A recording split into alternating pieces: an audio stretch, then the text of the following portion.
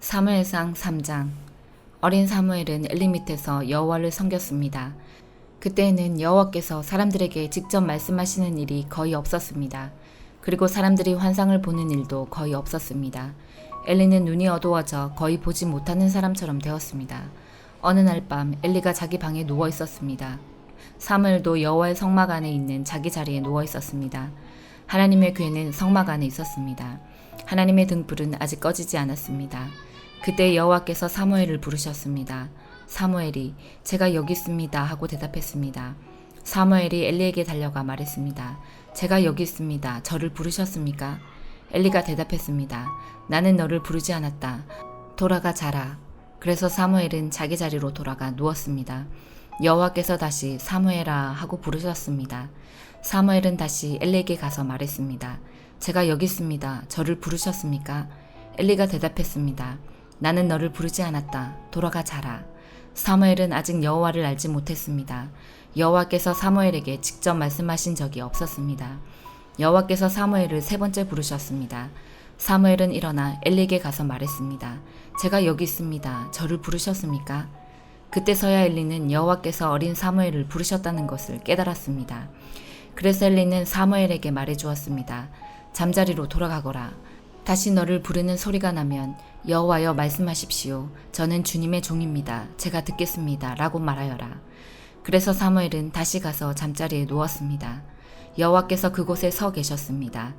여호와께서는 그전처럼 사무엘아 사무엘아 하고 부르셨습니다. 사무엘이 대답했습니다. 여호와여 말씀하십시오. 저는 주님의 종입니다. 제가 듣겠습니다. 여호와께서 사무엘에게 말씀하셨습니다. 내가 이스라엘에 어떤 일을 하려고 한다. 그 일을 듣는 사람은 깜짝 놀라게 될 것이다. 그날에 내가 엘리와 그의 집안에게 말했던 일을 다 이룰 것이다. 하나도 빠짐없이 이룰 것이다. 엘리는 자기 아들들이 나쁘다는 것을 알았다. 또 자기 아들들이 나를 배반한 것도 알았다. 그러나 엘리는 그들을 말리지 않았다. 그래서 나는 엘리의 가족을 영원토록 벌주겠다고 말했다. 그래서 나는 엘리의 가족에게 이렇게 맹세했다. 엘리 가족의 죄는 제물이나 예물로도 절대로 용서받지 못할 것이다. 사무엘은 아침까지 누워있다가 여호와의 집 문을 열었습니다. 사무엘은 자기가 본 환상을 엘리에게 말하기가 두려웠습니다. 엘리가 사무엘을 불렀습니다. 내 아들 사무엘아. 사무엘이 대답했습니다. 예, 제가 여기에 있습니다. 엘리가 물었습니다. 여호와께서 너에게 무슨 말씀을 하셨느냐? 숨기지 말고 말하여라. 하나님께서 말씀하신 것을 조금이라도 숨기면 하나님이 너에게 큰 벌을 내리실 것이다. 그래서 사무엘은 엘리에게 모든 것을 말해 주었습니다. 사무엘은 조금도 숨기지 않았습니다. 그러자 엘리가 말하였습니다. 그분은 여호와시다. 여호와께서는 스스로 생각하셔서 옳은 대로 하실 것이다. 사무엘은 점점 자라났습니다. 여호와께서는 사무엘과 함께 하셨고 사무엘에게 말한 것을 다 이루어 주셨습니다. 단에서 브엘세바에 이르는 모든 이스라엘 사람들은 사무엘이 여호와의 예언자라는 것을 알았습니다. 여호와께서는 실로에서 다시 사무엘에게 나타나셔서 말씀을 통해 여호와의 뜻을 알려주셨습니다. 로마서 3장. 그렇다면 유대인이 이방인보다 더 나은 것은 무엇입니까? 또 할례의 가치는 무엇이겠습니까? 모든 면에서 많이 있습니다. 첫째로 중요한 것은 유대인들이 하나님의 말씀을 맡았다는 사실입니다. 그런데 만일 유대인 중에 하나님을 믿지 않는 사람이 있다면 어떻겠습니까? 이 사람들이 믿지 않는다고 해서 하나님의 신실하심이 무효가 되겠습니까? 절대로 그렇지 않습니다. 설령 모든 사람이 거짓말쟁이라 하더라도 하나님은 참되십니다. 성경에도 이렇게 기록되어 있습니다. 주께서는 주님의 말씀으로 의로우심을 나타내시고 심판하실 때 주님께서 이기실 것입니다. 내가 사람들이 사용하는 논리의 방식대로 말해보겠습니다. 우리가 의롭지 못한 것 때문에 하나님의 의로우심이 더욱 밝히 드러날 경우 뭐라고 말하겠습니까? 우리에게 진노를 내리시는 하나님을 의롭지 못하다고 하겠습니까? 결코 그럴 수 없습니다. 하나님께서 의롭지 못하시다면 어떻게 하나님께서 세상을 심판하시겠습니까? 사람들 중에는 내가 거짓말을 하여 그 때문에 하나님의 참되심이 드러난다면 오히려 하나님께 영광이 되는데 왜 내가 죄인 취급을 받아야 하는가 라고 우기는 사람도 있을 것입니다. 이것은 마치 선한 결과를 얻기 위해 악을 행하자 라고 말하는 것과 같습니다. 사람들은 우리가 그렇게 가르친다고 우리에 대해 비난을 하고 다닙니다. 그러나 그런 사람들은 정죄를 받아 마땅합니다. 그렇다면 과연 우리 유대인들에게 이방인들보다 나은 것이 있습니까? 전혀 없습니다. 이미 말했듯이 유대인이나 이방인들이나 모두가 죄 아래 있습니다. 성경에 이렇게 기록되어 있습니다. 의인은 한 사람도 없다. 깨닫는 사람도 없고 하나님을 찾는 사람도 없다. 모두가 곁길로 나가 하나같이 쓸모없게 되었다. 선한 일을 행하는 사람은 단 한 사람도 없다. 그들의 목구멍은 열린 무덤이고 혀로는 사람을 속인다. 그들의 입술에는 독사의 독이 있다. 그들의 입은 저주와 독설로 가득 찼다. 그들은 사람을 죽이려고 바쁘게 움직이며 그들이 가는 곳마다 멸망과 비참함이 있다. 그들은 평화의 길을 알지 못한다. 그들의 눈에는 하나님을 두려워하는 것이 없다. 우리가 알기로는 율법에 기록된 내용은 그 무엇이 되었든 율법 아래 사는 사람들에게 말하는 것입니다. 그래서 누구든지 변명할 말이 없게 되고 온 세상은 하나님의 심판 아래 있게 됩니다. 그러므로 율법을 지키는 것으로 하나님 앞에서 의롭다고 인정받을 사람은 아무도 없습니다. 왜냐하면 율법은 우리가 죄인이라는 사실을 알게 해주기 때문입니다. 그러나 이제는 율법 없이도 하나님께로부터 오는 의가 나타났습니다. 이것은 율법과 예언자들도 증언한 것입니다. 하나님께로부터 오는 의는 예수 그리스도를 믿는 믿음을 통해 옵니다. 이 의는 믿는 사람이라면 누구에게나 주어지는 것이며 사람을 차별하지 않습니다. 모든 사람이 죄를 지어 하나님의 영광에 이를 수 없게 되었습니다. 그런 사람이 그리스도 예수께서 주시는 속죄를 통해 하나님의 은혜로 의롭다는 판단을 받습니다. 그것은 하나님께서 거저 주시는 선물입니다. 하나님께서 예수님을 화목제물로 내어주셨으며 누구든지 예수님의 피를 믿음으로 죄를 용서받게 됩니다. 하나님은 이전에 살았던 사람들이 지은 죄에 대해 오래 참으심으로 심판하지 않으셨습니다. 이렇게 하여 하나님께서는 그분의 의로우심을 보이셨습니다. 하나님께서 이 시기에 그분의 의로우심을 보이신 것은 하나님 자신이 의로우시다는 것과 예수님을 믿는 사람을 의롭게 하신다는 것을 보이기 위해서였습니다. 그렇다면 사람이 자랑할 것이 어디 있겠습니까?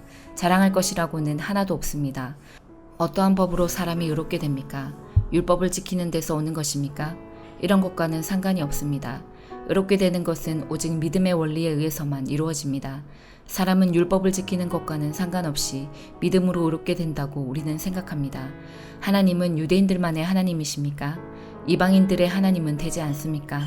하나님은 이방인들의 하나님도 되십니다. 하나님은 오직 한 분이시므로 그분은 할례를 받은 사람이나 할례를 받지 않은 사람이나 동일하게 믿음으로 의롭게 해주십니다. 그렇다면 우리가 이 믿음을 가지고 율법을 무효로 만들고 있습니까?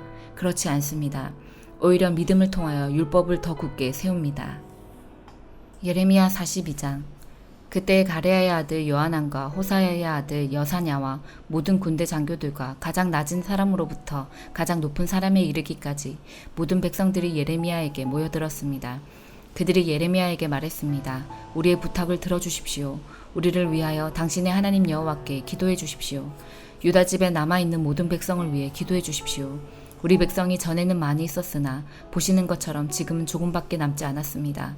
그러니 우리가 어디로 가야 할지 그리고 어떻게 해야 할지 알려달라고 당신의 하나님 여호와께 기도해 주십시오.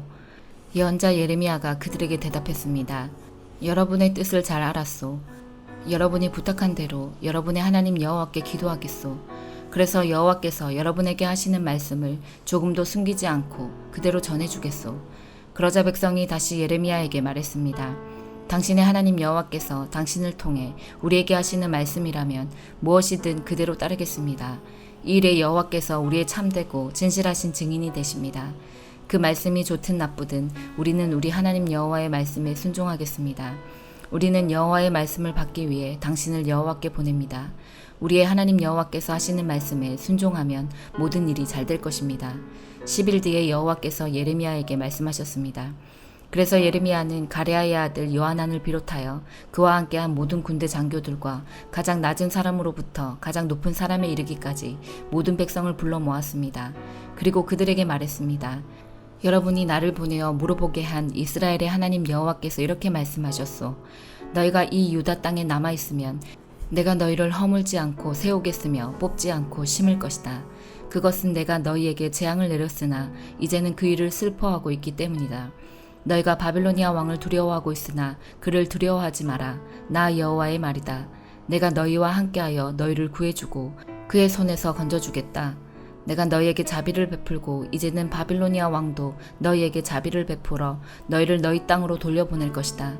그러나 당신들이 우리는 이 유다 땅에 남아있지 않겠다고 말하며 하나님 여호와의 말씀에 순종하지 않고 또 아닙니다. 우리는 이집트 땅에 가서 살겠습니다. 이집트로 가면 전쟁에 시달리지도 않고 전쟁 나팔 소리를 듣지 않아도 되고 밥이 없어 굶주리는 일도 없을 것입니다. 라고 말한다면 잘못될 것이요. 유다에 남아있는 백성들은 여호와의 말씀을 들으시오. 만군의 여호와 이스라엘의 하나님께서 이렇게 말씀하셨소. 너희가 이집트로 가서 거기서 살기로 마음을 먹는다면 너희가 두려워하는 전쟁이 이집트 땅까지 쫓아가 너희를 덮칠 것이며 너희가 염려하는 굶주림이 이집트에 있는 너희에게 찾아올 것이다. 그리하여 너희는 이집트에서 죽을 것이다. 누구든 이집트 땅에 가서 살려고 하는 사람은 전쟁과 굶주림과 무서운 병으로 죽게 될 것이다. 이집트로 가는 사람은 아무도 살아남지 못하리니 내가 내릴 재앙을 아무도 피하지 못할 것이다. 만군의 여호와 이스라엘의 하나님께서 이렇게 말씀하셨소. 나의 분노와 진노를 예루살렘 백성에게 쏟아부었듯이 너희가 이집트로 가면 너희에게도 그와 똑같은 진노를 쏟아붓겠다. 다른 나라들이 너희를 역겨워할 것이며 너희 모습을 보고 놀라며 저주하고 욕할 것이다. 너희가 다시는 이 땅을 보지 못할 것이다. 유다에 남아있는 여러분이여, 여호와께서 여러분에게 이집트로 가지 말라고 말씀하셨소. 내가 오늘 여러분에게 경고한 말을 새겨두시오. 여러분은 죽음을 부를지도 모르는 실수를 저질렀소. 여러분은 나를 여러분의 하나님 여호와께 보내며 이렇게 말했소. 우리를 위해 우리 하나님 여호와께 기도해 주십시오. 우리 하나님 여호와께서 하시는 말씀을 빠짐없이 우리에게 전해 주십시오. 그러면 우리가 그대로 하겠습니다. 그래서 내가 오늘 여러분에게 여호와께서 하신 말씀을 전해 주었소. 그러나 여러분은 여호와 하나님의 말씀을 듣지 않았소. 여호와께서 나를 보내어 여러분에게 이르게 하신 말씀을 따르지 않았소. 그러므로 이것을 분명히 알아두시오.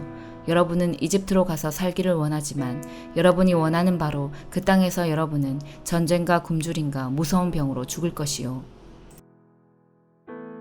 시편 17편. 여호와여, 나의 의로운 간청을 들어주소서. 나의 부르짖음에 귀 기울여 들어보소서. 내 기도에 귀를 기울여 주소서. 내 기도는 결코 거짓되지 않습니다. 주께서 내가 옳다고 판단하실 것입니다. 주의 눈은 결백한 사람을 알아보실 수 있을 것입니다. 주께서 내 마음을 살펴보시고 밤에도 나를 조사하셨습니다.